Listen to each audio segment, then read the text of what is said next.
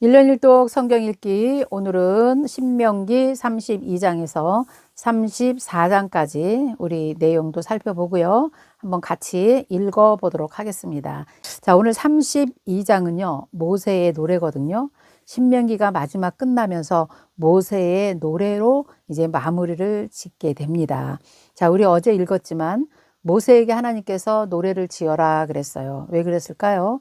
이스라엘 백성들 가나안 땅에 들어와서 이제 등 따시고 배부르고 부유해지면 하나님을 잃어버릴 것이다. 하나님은 다 알고 계시죠.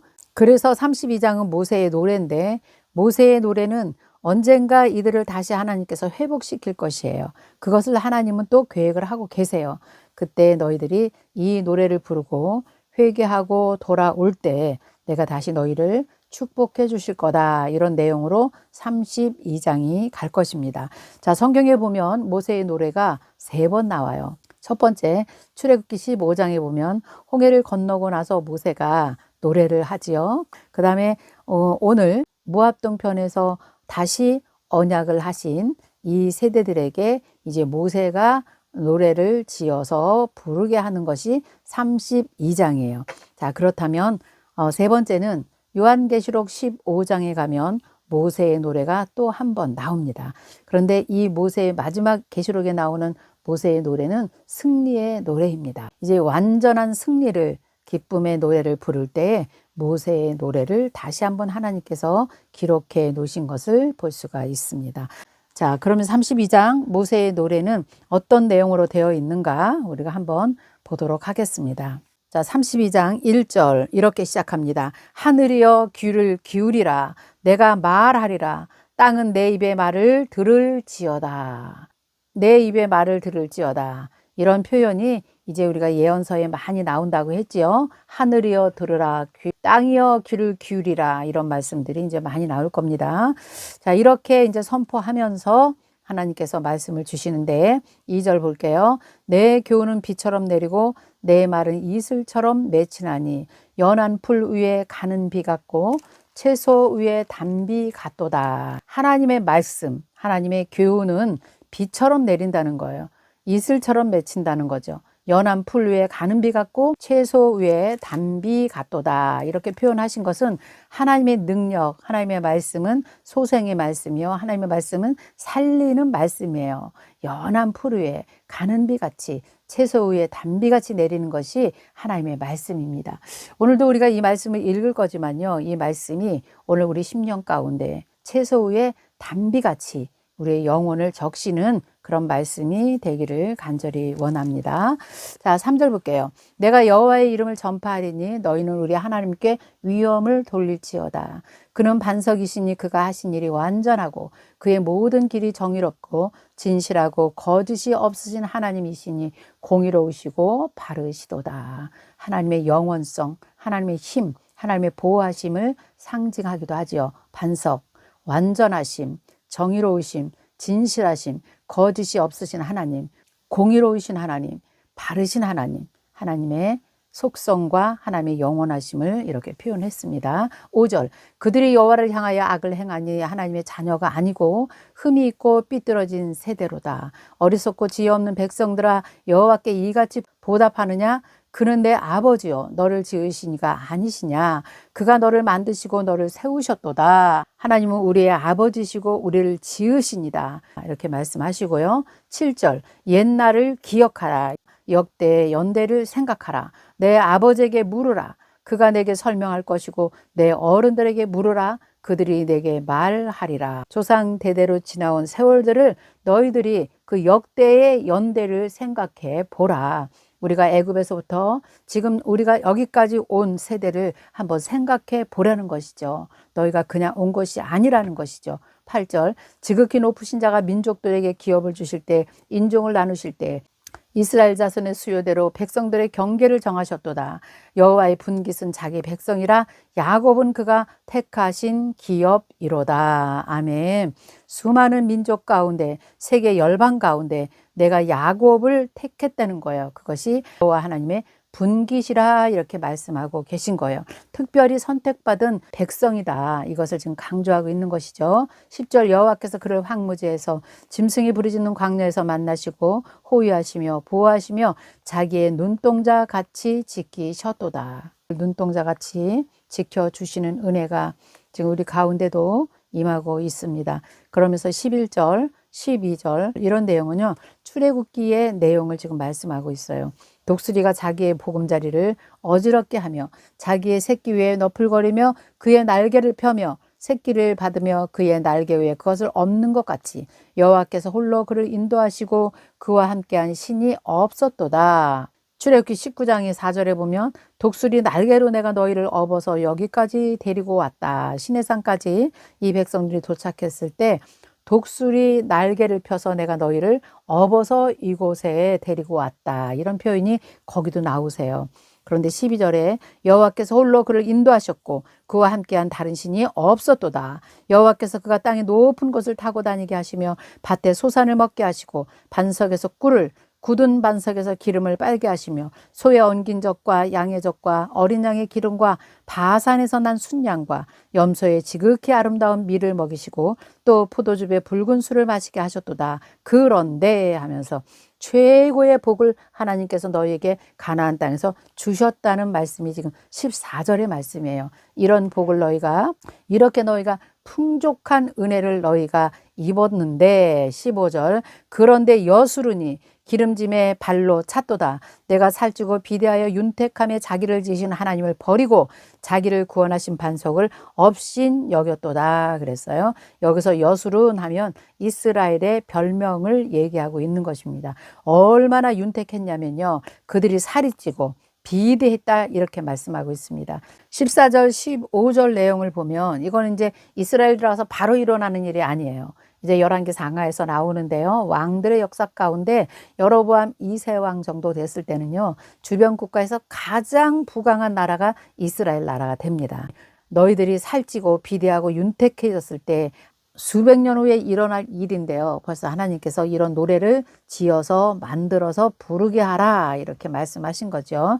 자, 너희들이 왜 망하냐? 16절, 17절 너희들이 다른 신을 섬겨서 내가 너희들을 질투한다. 그들은 하나님께 제사하지 아니하고 귀신들에게 제사하고 그들이 알지 못하던 신들 근래에 들어온 새로운 신들 너희의 조상들이 두려워하지 아니하였던 것들이로다. 너를 낳은 반석을 내가 상관하지 아니하고 너를 내신 하나님을 내가 잊었도다. 그러므로 여호와께서 보시고 미워하셨으니 그 자녀가 그를 경노하게 한 까닭이다. 그래서 너희들은 내가 내 얼굴을 그들에게 숨길 것이고 그들의 종말이 어떠함을 너희가 볼 것이다. 그들은 심히 패역한 세대요 진실이 없는 자녀들이다. 그래서 이제 완전히 하나님을 떠났을 때 이스라엘 백성들이 이제 이렇게 살아가게 된다는 것이에요. 진실이 없어지고 아주 패역한 세대가 될 것이다 말씀하시죠. 그래서 하나님께서 내 질투를 너희가 일으키는구나. 내 진노를 일으키는구나. 여기서 우리가 볼 수가 있겠습니다. 22절 보니까 그러므로 내 분노의 불이 일어나서 수월의 깊은 곳까지 불사르고 땅에 그 소산을 삼키며 산들에 터도어 불타는도다. 내가 재앙을 그들 위에 놓으며 내 화살이 닿을 때까지 그들을 쏘리라. 그들이 줄이고 쇠약하며 불같은 더위와 독한 질병에 삼켜질 것이라. 내가 들짐승의 이와 티끌에 기는 것들과 독을 그들에게 보이리라 하면서 하나님께서 분노해서 불을 일으킬 것이다. 불을. 그리고 내가 재앙을 일으킬 것이다. 너희에게 아주 독한 질병이 너희를 삼킬 것이다. 죄에 대한 재앙이 여러 가지로 이제 나타나고 있는데요. 이스라엘 백성들, 남유다 백성들이 이런 일을 정말 실제로 다 마지막 역사를 보면 다 당하게 됩니다. 자, 그러면서 26절 내가 그들을 흩을 것이다. 사람들 사이에서 그들을 대한 기억이 끊어지게 하리라. 혹시 내가 원수를 자극하여 그들의 원수가 잘못 생각할까 걱정하였으니 원수들이 말하기를 우리의 수단이 높으며 여호와가 이 모든 일을 행함이 아니라 할까 염려함이라. 그래서 이제 하나님께서는 원수들까지도 하나님께서 사용하셔서 너희를 멸하게 하실 것이다. 그래서 아수르와 바벨론을 사용해서 이스라엘 백성들을 완전히 심판하시는 것을 이제 우리가 보게 될 것입니다. 이런 내용으로 이제 역대 상하를 우리가 이제 읽으면 역대 상하도 이제 읽어지는 거예요. 하나님께서 이미 이때 이렇게 예언을 하셨기 때문에 그렇습니다. 자, 그리고 나서 28절 보면 그들은 모략이 없는 민족이라 그들 중에 분별력이 없도다. 만일 그들이 지혜가 있어서 이것을 깨달았으면 자기들의 종말을 분별하였으리라. 아주 중요한 말씀이죠. 네, 우리가 하나님을 떠나서 타락하면 분별력이 없어집니다. 그리고 깨닫지를 못하지요. 말씀을 가지고 있는 자만이 지혜를 하나님께서 계속 주시지 않겠어요? 지혜가 있어야 깨닫게 되는 것입니다. 그래서 우리가 이 시대에도 어떻게 살아내야 되는지, 무엇이 잘못되고 있는지 이런 것이 다 분별력에서 오는 것이잖아요. 30절 그들의 반석이 그들을 팔지 아니하였고 여호와께서 그들을 내주지 아니하셨더라면 어찌 하나가 천을 쪼주며 둘이 만을 도망하게 하였으리요. 이 33, 34절은 너희들이 이렇게 죄를 짓고 타락해서 농사를 지을 때 이런 열매를 맺을 것이다. 하나님이 돌보심이 없으면요 포도는 독이 되고 포도주는 뱀의 독이 된다. 이렇게 하나님께서 말씀하시네요. 그러면서 35절 보면 그들이 실족해도 너희는 불쌍히 여기지 말아라 말씀하네요. 그들이 실족할 때 그때 내가 보복하리라. 그들의 환난 날이 가까우니 그들에게 닥칠 이 일이 속히 오리라. 이제 너희들이 실족한다 하도 내가 오히려 너희에게 보복을 할 것이다. 참으로 여호와께서 자기 백성을 판단하시고 그들을 불쌍히 여기지 아니할 것이다. 곧 그들의 무력함과 갇힌 자가 노인자가 없음을 보는 때이다. 이제는 나 곧 내가 그인 줄을 알라. 나 외에는 신이 없다. 나는 죽이기도 하며 살리기도 하며 상하게도 하며 낫게도 하시니 내 손에서 능히 빼앗을 자가 없도다. 너희가 이방신을 의지하고 가지만 이방신은 헛되다는 것이에요. 나만이 참 하나님이시다. 이런 하나님을 너희가 끝까지 의지하기를 원한다. 하나님께서 그렇게 말씀하고 계시는 거죠. 자, 40절 볼게요. 이는 내가 하늘을 향하여 내 손을 들고 말하기를 내가 영원히 살리라. 내가 내 번쩍이는 칼을 들고 내 손에 정의를 붙들고 내 대적들에게 복수하며 나를 미워하는 자들에게 보응하리라. 내 화살이 피에 취하게 하고 삼키게 하리니 곧 피살자와 포로된 자의 피요 대적의 우두머리의 머리로다. 자, 그러면서 41절, 42절, 43절은 너희를 괴롭히는 그런 이방신들 결국은 내가 보응할 것이다. 그들의 화살을 내가 꺾을 것이다. 43절 너희 민족들아 주의 백성들과 즐거워하라. 주께서 그 종들의 피를 갚아주실 것이고 그 대적들에게 복수하시고 자기 땅과 자기 백성을 위해서 속죄하시리로다. 43절에서 끝나네요. 그렇죠? 이제 모세의 노래가 여기서 끝나면서요. 44절은 모세의 눈의 아들 호세아가 와서 여기서 호세아는 여호수아를 말하고 있어요. 이 노래의 모든 말씀을 이제 백성들에게 말하여 들리니라. 모세가 이 모든 말씀을 온 이스라엘에게 말하기를 마치고 46절 그들에게 이르되 내가 오늘 너희에게 증언한 모든 말씀을 너희는 어디에 두어요? 마음에 두어라 그랬어요. 마음에 너희의 자녀들에게 명령하여 이 율법의 모든 말씀을 지켜서 행하게 하라.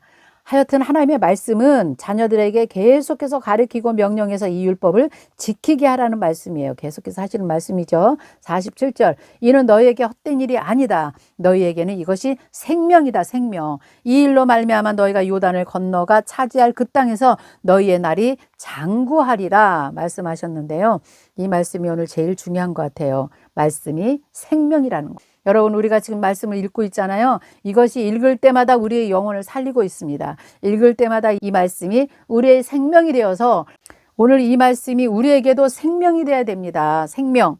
다른 것은 없다. 이것이 생명이다. 너희가 이제 요단에 건너가서 너희가 이것을 지켜내면 너희의 날이 장구하리라. 48절 바로 그날에 여호와께서 모세에게 말씀하여 이르시되 너는 여리고 맞은편 모압 땅에 있는 아비림 산에 올라가 느보산에 이르러 내가 이스라엘 자손에게 기업으로 주는 가나안 땅을 바라보라 그래요. 다시 한번 또 말씀하시죠. 가나안 땅을 바라보라. 보이는 것이죠.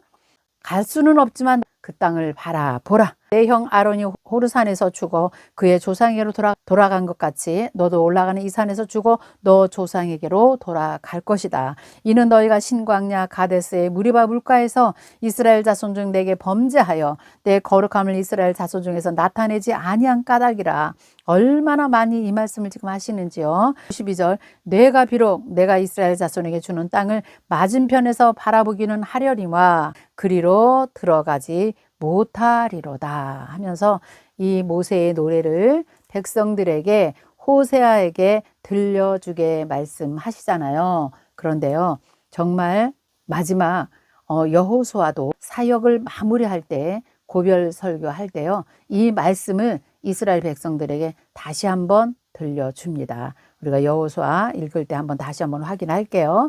이 노래를 부를 때를 하나님께서 또 분명히 말씀해 주셨어요. 어제 읽은 건데요. 31장 17절이에요. 너희가 나를 버리고 내 얼굴을 숨기고 그들에게 보이지 않게 하였을 때 그들이 삼킴을 당해서 너희가 허다한 재앙과 환난이 너희에게 닥칠 때 너희의 후손들이 우리 하나님이 우리 가운데 계시지 않은 까닭이 아니냐. 하나님은 살아있는 분이 아니고 죽은 분이 아니냐, 죽으신 분이 아니냐, 우리에게 어떻게 이런 재앙과 환난이 올 수가 있느냐, 이렇게 말할 때 너희가 이 모세의 노래를 부르게 하라, 이런 내용이에요. 여러분 이해가 되시죠? 네. 그래서 32장은 어쨌든 많은 내용이 기록되어 있지만 제가 지금 간단하게 정리해 둔 그런 내용인 것을 여러분 보시면 되겠습니다. 자, 이제 33장 볼게요. 모세의 축복이에요. 이것도 굉장히 중요합니다. 이스라엘 12지파에게 모세가 이제 유언적으로 축복을 하게 됩니다. 창세기 49장에서 야곱의 유언도 우리가 읽고 왔잖아요. 창세기에서는 야곱이 12아들에게 유언을 한 거고요. 지금 여기서 모압동편에서 모세의 유언은 12지파에게 이제 유언을 하게 됩니다. 그래서 33장은 유언장이에요. 모세의 유언장이에요. 이건 끝까지 제가 읽지 않겠어요. 자, 내용만 간단하게 한번 보도록 할게요. 그 하나님의 역사를 지금 총정리하면서 이제 유언을 들어갑니다. 3절 볼게요. 여호와께서 백성을 사랑하시나니 모든 성도가 그의 수중에 있으며 주의 발 아래에 앉아서 주의 말씀을 받는도다. 모세가 우리에게 율법을 명령하였으니 곧 야곱의 총회의 기업이로다. 자, 여기서 총회, 야곱의 총회, 이스라엘 백성 전체를 말하고 있기도 합니다. 이것은 모세가 시내산에서 율법을 받을 때 그때를 지금 말하고 있어요. 아주 굉장히 중요해요. 그래서 이게 모든 것이 다 이어지는 거죠. 출애굽기 24장의 내용을 지금 회상하면서 모세가 백성들에게 이 말씀을 지금 베풀고 있는 것입니다. 5절 여수른의 왕이 있었으니 곧 백성의 수령이 모이고 이스라엘 모든 지파가 함께 한 때로다. 이렇게 말하는 거죠. 여수른은 이스라엘의 별명이에요. 그래서 하나님께서 이스라엘의 왕으로 통치하고 우리와 함께 계셨다. 그분은 우리의 왕이시다. 그래서 6절부터 12지파를 이제 축복하는데 이런 말씀이에요. 6절 루벤 죽지 아니하고 살기를 원하고 그 사람은 수가 적지 아니하기를 원하나이다. 그래서 루벤에게는 영원히 종족을 보존하겠다. 그런 말씀을 주시고요. 7절 유다에 대한 축복은 이러하니 하면서 유다의 음성을 들으시고 그의 백성에게로 인도하시며 그의 손으로 자기를 위하여 싸우게 하시고 주께서 도우사 그의 대적을 치게 하시기를 원하나이다. 그래서 유다는 온 이스라엘을 다스리는 통치권을 가진 왕의 가문이 될 것이다. 이렇게 유언했고요. 그 다음 8절은 좀 길게 나와요. 왜냐 특별히 8절 9절, 10절, 11절 이렇게 4절을 할애하네요. 레위 지파에 대해서는요. 굉장히 중요하기 때문에 길게 사용하는 것을 볼 수 있어요. 레위 자손에게는 이스라엘의 영적 지도자가 될 것이다. 그래서 여러분 읽어보시면 주의 둠빔과 우림이 주의 경건한 자에게 있겠다 말씀하시죠. 그리고 9절에 보면 주의 말씀을 준행하고 주의 언약을 지킴으로 말미암이로다. 10절 보면 주의 법도를 야곱에게 주의 율법을 이스라엘에게 가르치며 제사를 지날 때 함께 이를 돕는 역할이죠. 온전한 번제를 주의 제단에 드리리로다. 그래서 11절 보면 레위인은 특별히 그의 재산을 풍족하게 하나님께서 해주실 것이다. 왜냐? 주의 일을 하기 때문에 그렇습니다. 그리고 그를 대적해서 일어나는 자와 미워하는 자의 허리를 꺾으사 다시 일어나지 못하게 하옵소서. 그래서 레위인을 특별히 하나님께서 이스라엘의 영적 지도자로 세우시고 그들을 보호하신다는 그런 내용이죠. 12절 베냐민에 대해서 말씀했네요. 베냐민은 하나님의 사랑과 보호하심을 받는 것을 내가 보장하겠다. 13절 또 요셉에 관해서도 길게 지금 또 할애하고 있어요. 요셉에 대해서는 이러하다. 원컨대 17절까지 가는데요. 17절 하반절에 보면 에브라임 자손 만만이요 므낫세의 자손은 천천이다 해가지고요. 이 요셉의 자손들에게 물질의 복을 받고 아주 이들이 아주 강성한 민족이 될 것이다. 이것을 지금 예언하고 있습니다. 자, 18절 스불론 자손은 무역 활동을 활발히 해서 이들은 번영을 누리고 살 것이다. 그 다음에 20절 갓 자손은 대적들을 용맹스럽게 물리치고 굉장히 광활한 영토를 이들이 차지할 것이다. 그래서 암사자 같이 이런 거 나오죠. 엎드리고 팔과 정수리를 찢는도다. 그래서 갓은 굉장히 용맹스러운 그런 지파가 될 것이다. 자, 22절 다는 바산에서 뛰어나오는 사자 새끼로다. 그래서 전쟁에서 아주 뛰어난 용맹을 떨치는 그런 지파가 될 것이다 말하고 있는 거죠. 자, 납달리 지파에 대해서는 하나님의 은혜와 복을 받아서 비옥한 지역에서 아주 풍족한 생활을 할 것이다. 이렇게 말씀해 주셨고요. 그 다음에 24절 아세일 지파에 대해서는 아주 자손이 많이 번성하고 땅이 비옥하고 풍성한 소출을 얻게 될 것이고 그 거주지가 너희가 거주하는 곳이 아주 튼튼한 안전한 지역이 될 것이다. 그래서 여기서 내 빗장은 철과 놋이 될 것이다. 사는 날까지 능력이 있으리로다. 그래서 아주 굉장히 안전함을 말씀하고 계시네요. 6절 이렇게 해서 12지파를 다 유언을 했어요. 근데 굉장히 좋은 유언만 했다는 거예요. 그러니까 가나안 땅에 들어가서 12지파가 차지할 때에 그 땅의 지형에 맞게끔 하나님께서 지금 이 모세를 통해서 유언을 하도록 하신 것을 볼 수가 있겠네요. 자, 26절 여수르나 하나님 같은 이가 없도다. 이스라엘아 이런 말이죠. 그가 너를 도우시고 하늘을 타고 궁창에서 위엄을 나타내시는도다. 영원하신 하나님이 내 처소가 되시니 그의 영원하신 팔이 내 아래에 있도다. 그가 내 앞에서 대적을 쫓으시며 멸할 것이다. 이스라엘이 안전히 거하며 이제 야곱의 샘은 안전히 거할 것이고 야곱의 샘은 곡식과 새 포도주의 땅에 홀로 있나니 곧 그의 하늘이 이슬을 내리는 곳이로다. 가나안 땅에 너희가 들어가면 그 땅을 내가 이렇게 하시겠다는 거잖아요. 28절 그런 내용이거든요. 하늘에서 이슬이 내리는 곳으로 내가 해주겠다는 거죠. 29절 이스라엘이여 너는 행복한 사람이다. 여호와의 구원을 너같이 얻은 백성이 어디가 있겠느냐. 아멘. 정말 우리에게도 하나님께서 이런 말씀을 주시는 거죠. 지금 그렇죠? 너처럼 행복한 사람이 없다. 주님, 우리처럼 행복한 사람이 없습니다. 하나님의 구원을 너같이 얻은 백성이 누구냐? 주님 맞습니다. 이렇게 우리가 오늘 함께 고백하는 시간이었으면 좋겠습니다. 그는 너를 돕는 방패시라. 내 영광의 칼이시다. 내 대적이 내게 복종하리니 내가 그들의 높은 곳을 밟으리로다. 아멘. 이런 축복의 말씀을 받은 이스라엘 백성들인데요. 멀지 않아 하나님을 잊고 하나님을 떠나는 그런 일이 이제 계속해서 이제 벌어질 것입니다. 안타깝습니다.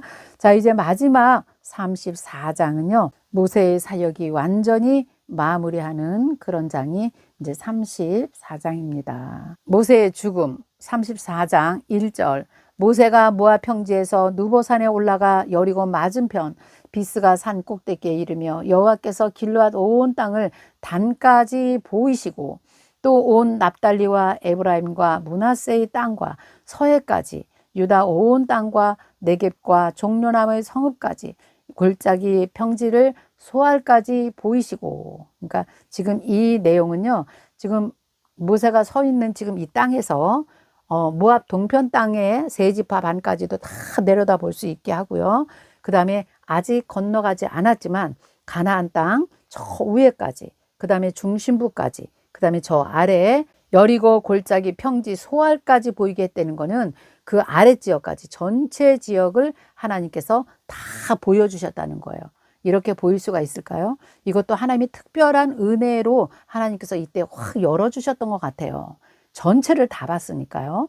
3절 내용이 그거거든요. 4절 볼게요. 여호와께서 그에게 이르시되 이는 내가 아브라함과 이삭과 야곱에게 맹세하여 그의 후손에게 주리라 한 땅이라. 내가 내 눈으로 보게 하였거니와 너는 그리로 건너가지 못하리라 하시매 이에 여호와의 종 모세가 여호와의 말씀대로 모압 땅에서 죽어 벳부얼 맞은편 모압 땅에 있는 골짜기에 장사되었고 오늘까지도 그의 묻힌 곳을 아는 자가 없느니라.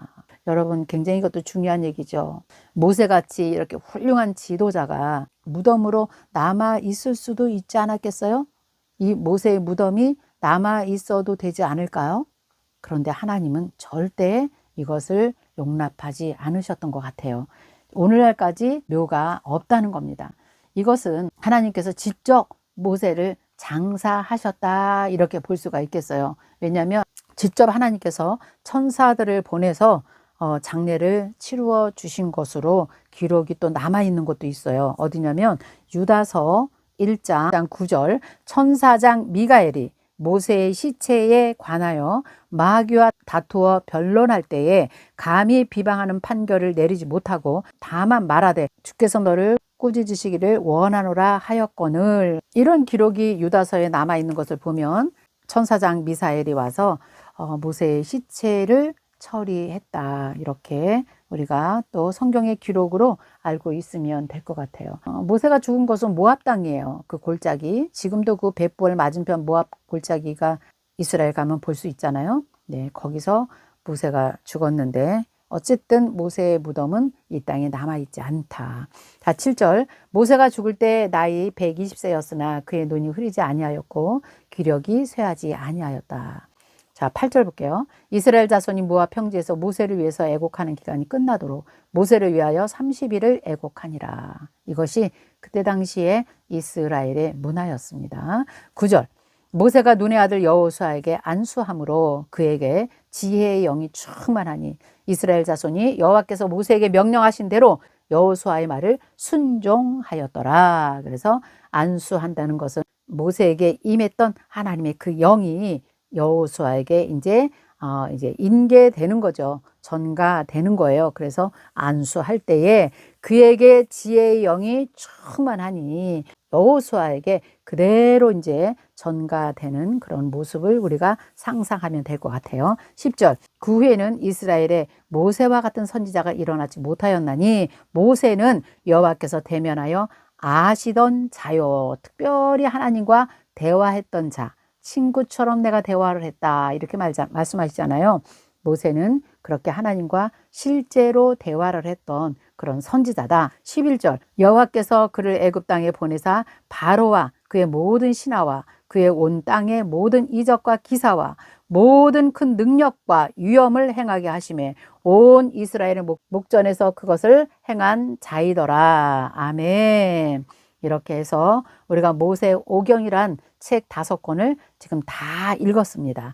어떤 내용인지 여러분 이제 다 아시겠지요. 이 내용을 우리가 전혀 알지 못하고 예언서를 읽으면 예언서가 이해가 안 되고 어렵거든요. 근데 지금까지 읽은 내용을 우리가 다 알고 있으면 예언서 내용도 쉽다는 거 이해가 되시죠? 네, 그래서 우리는 성경을 계속해서 공부하는 자세로 읽으면서 이제 보면 될 것 같아요. 자, 이렇게 이제 신명기 34장까지 다 마쳤고요. 이제 내일은 여호수아를 우리가 들어갈 것입니다.